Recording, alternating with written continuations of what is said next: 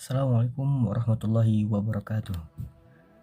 Ya, baiklah, bertemu lagi, bukan lagi sih sebetulnya, bertemu dengan saya pada kesempatan kali ini karena ada tugas kuliah yaitu tentang pelajaran IPA mengenai materi tentang cahaya. Jadi saya akan menyampaikan beberapa contoh tentang cahaya dan juga pengertiannya. Yang pertama, cahaya adalah energi yang berbentuk lumbang elektromagnetik, dan cahaya kasat mata memiliki panjang gelombang 380 sampai dengan 750 mm. Macam-macam cahaya itu ada cahaya merambat dengan lurus, yang kedua ada cahaya dapat dipantulkan, kemudian yang ketiga ada cahaya dapat dibiaskan, yang keempat ada cahaya dapat diuraikan, dan yang kelima adalah cahaya dapat menembus benda bening. Baiklah, langsung saja kita ke contoh yang pertama, yaitu cahaya merambat dengan lurus. Baik, kita masuk ke sifat yang pertama, yaitu cahaya dapat merambat dengan lurus.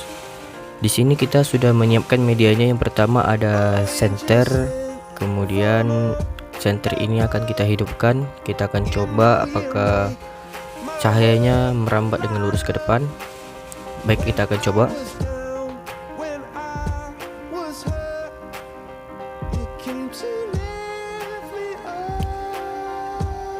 Nah, ini dia.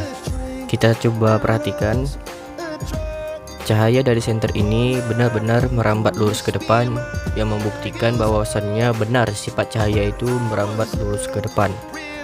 Terbukti dengan senter ini, maka sifat yang pertama berhasil untuk dilakukan. Kita masuk ke contoh yang kedua, yaitu cahaya dapat dipantulkan. Baik, eksperimen yang kedua yaitu cahaya dapat dipantulkan. Baik, media yang telah disiapkan di sini ada senter, kemudian ada handphone. Nanti kita akan gunakan layar LCD-nya ini untuk memantulkan cahaya dari senter tersebut. Baik, kita langsung saja mulai percobaannya. Pertama, kita aktifkan dulu senternya. Kemudian kita tegakkan dulu senternya supaya gampang untuk melakukan percobaannya. Kemudian kita arahkan dulu layar dari handphone tersebut.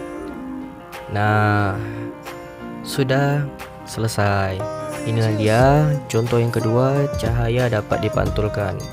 Terbukti dari cahaya senter tersebut dapat dipantulkan secara jelas dan utuh oleh layar LCD handphone tersebut. Baik, kita masuk ke sifat cahaya yang ketiga, yaitu cahaya dapat dibiaskan. Pembiasan cahaya adalah ketika cahaya merambat ke segala arah. Ketika cahaya merambat melalui medium yang memiliki kerapatan optik yang berbeda,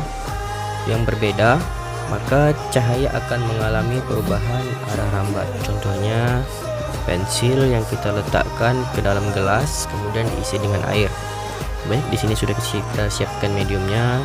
Ada gelas, ada pulpen, dan juga ada air di dalam cangkir itu. Kita akan tuang ke dalam gelas itu.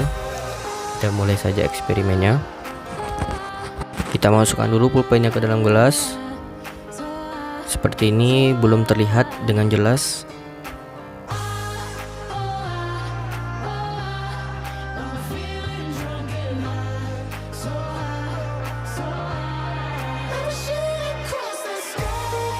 Maka kita akan tuang dengan air. Nah, ini dia, sudah terlihat. Nah, kita dapat melihat pembiasan cahaya yang terjadi pada pulpen tersebut ialah bagian bawah pulpen nampak lebih dekat atau lebih besar karena pembiasan cahaya yang terjadi antara pulpen, air, dan juga gelas tersebut. Baiklah, untuk sifat cahaya yang ketiga sudah selesai. Kita akan memasuki sifat cahaya yang keempat, yaitu cahaya dapat diuraikan.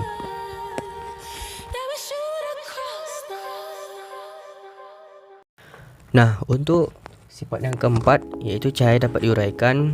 Ketika cahaya diuraikan terjadi namanya dispersi cahaya. Contohnya pada pelangi. Ini kita lihat contoh dari konsepnya, bagaimana terjadinya penguraian cahaya sehingga dapat terjadinya pelangi. Seperti inilah guys. Oke, baiklah kita langsung saja masuk ke contoh yang kelima atau yang terakhir, yaitu cahaya dapat menembus benda bening.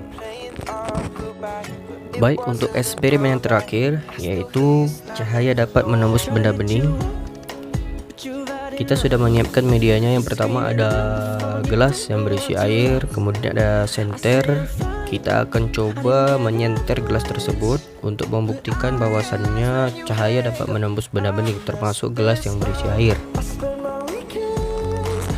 Kita hidupkan senternya, kemudian kita lihat senter ini. Kita lihat di ujungnya terbukti bahwasannya cahaya dapat menembus benda bening walaupun gelas itu berisi dengan air. Baiklah, selesai sudah eksperimen kita pada hari ini.